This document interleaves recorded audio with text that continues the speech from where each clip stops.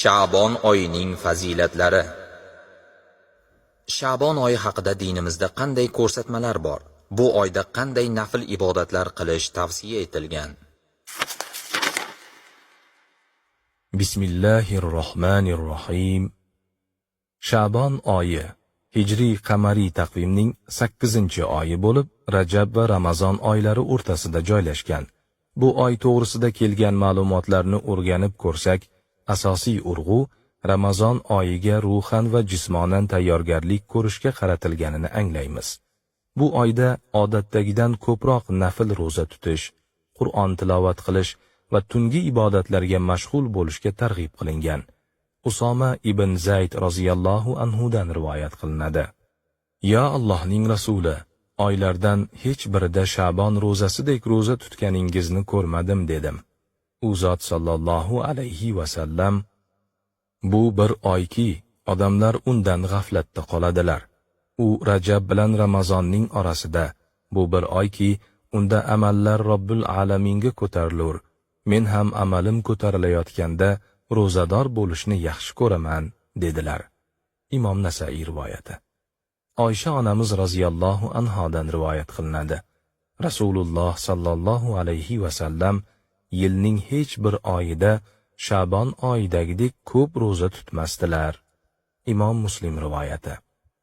Tobiin, Kufa shahrining faqihlaridan biri Habib ibn Abu Sobit Sha'bon oyi kirsa, bu qorilarning oyidir der edi.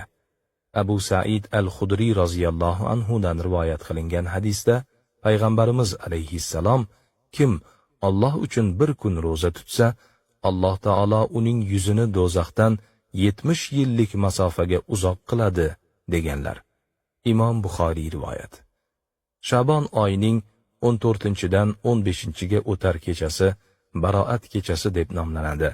Ushbu tunda ko'plab osiy bandalarning tavbalari qabul bo'lib, gunohlari kechirilishi, rizqlar taqsimlanishi, bemorlar shifo topishi va undan boshqa fazilatlarga ega ekani borasida turli rivoyatlar bor.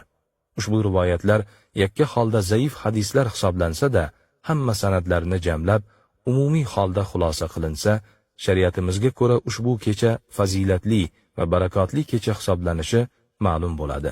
Shuning uchun ham Abul A'lo Muhammad ibn Abdurrahman Muborakfuri Sha'bon oyi 15-tunining fazilati borasida bir qancha hadislar bor bo'lib, ularning majmuasi uning shariatda ishonchli asosi bor ekaniga dalolat qiladi, deganlar.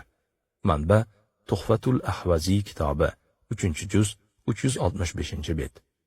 Mashhur mushtahid olim Imom Shofiiy rahmatullohi alayh bunday deganlar: bizga yetgan xabarlarda aytilishicha, 5 kechada duo ijobat bo'ladi. Juma kechasi, Qurbon hayit kechasi, Ramazon hayiti kechasi, Rajabning 1-kechasi va Sha'bon oyining yarmidagi kechasi. Manba: Al-Um kitobi, 1-juz.